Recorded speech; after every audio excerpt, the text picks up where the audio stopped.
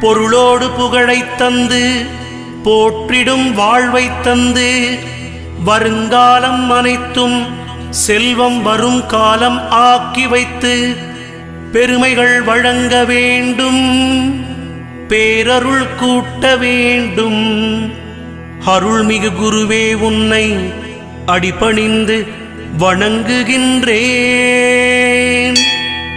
வருடம் ஓர் ராசி வீதம் வட்டமாய் சுழன்று வந்தே தருகிற பலனை நாங்கள் தங்கமாய் ஏற்றுக்கொள்வோம். வருகிற நாட்களெல்லாம் வசந்தமாய் மாறுதற்கே அருள் தரும் உனது பார்வை அனுதினம் எமக்கு வேண்டும்.